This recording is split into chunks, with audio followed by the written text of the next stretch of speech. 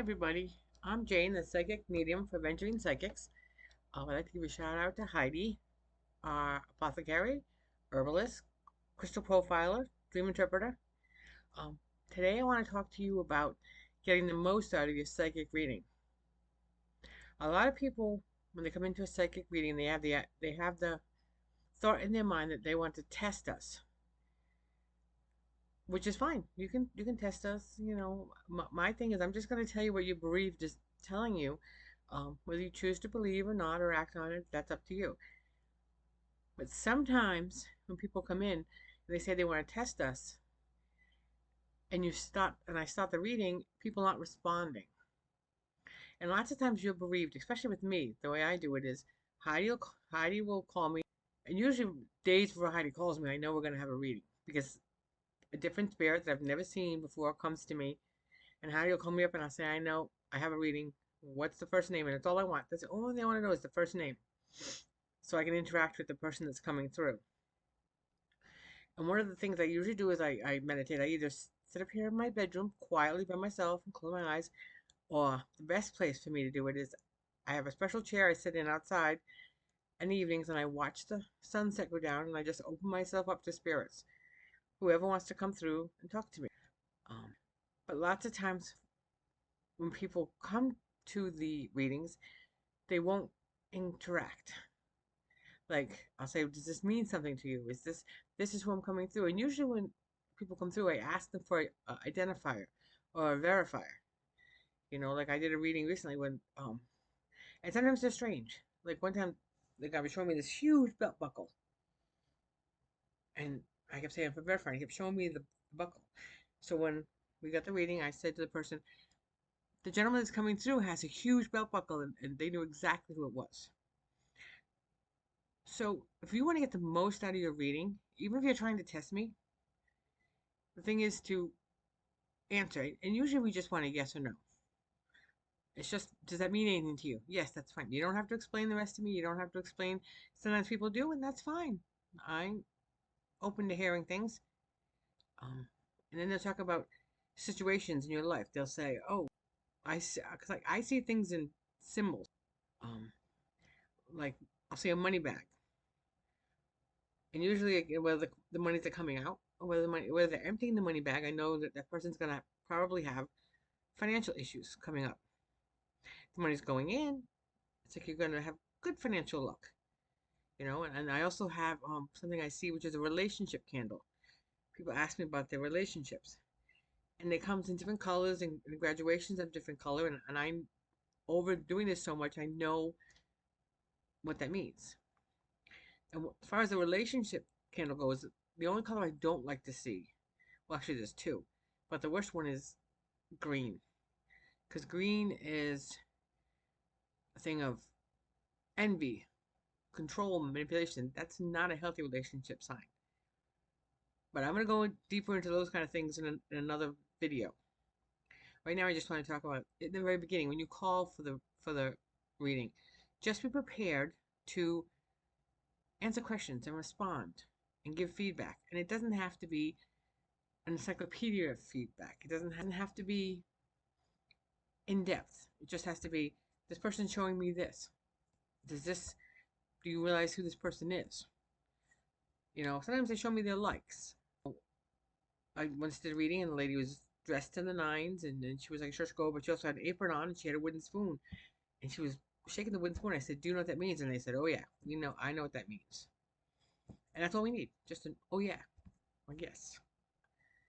And the other aspect of psychic readings I want to talk about is I'm only telling you messages from your bereaved. And if we finish up a reading and you choose not to believe me, or you don't want to believe something's going to happen, or um, you say no, I'm not going to make that decision, even though your bereaved is telling you this is where you should probably lean. And then they come back to me and they'll say, why didn't you tell me more? Why didn't you tell me I had to do that? And I'm like, because I can't tell you. I can tell you what your bereaved is telling you. I don't know what your relationship was. I don't know, you know, how serious this was. They're just telling me to impart this information to you.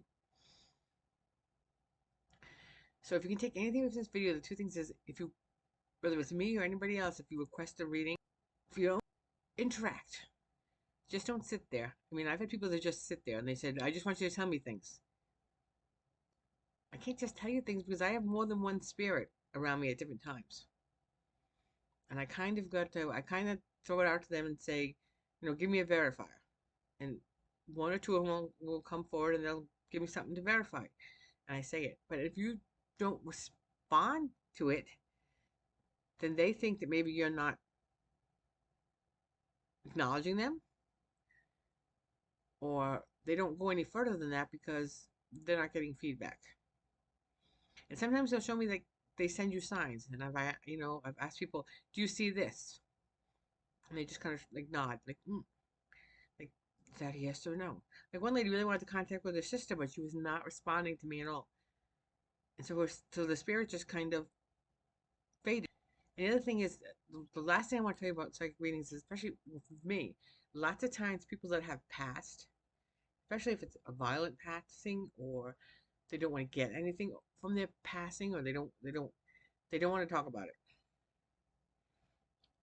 it. They say, I went fast, slow, whatever, and I went into the light, or I went here, or this is where I am, and I'm, whether I'm good, whether I'm fine, sometimes they just have unfinished business. And sometimes by you not acknowledging them, they're not able to finish their business. And sometimes that can become an upsetting situation, because if they're trying to get your attention and you refuse to acknowledge them, they may just get louder. They may move things more forceful. So that kind of stuff happens. Don't think that it's an evil spirit or anything. Sometimes it's just your belief saying, listen to me, answer me, acknowledge me. I need to let you know I'm okay, or I need to let you know this or that or the other thing. So I know they're not physically here, but they show up around me, and they want to give you a message. Or if they come through, they have a message. But the other thing I remember is, you come for a reading, and who you wanted, you can't choose who's going to come through for you.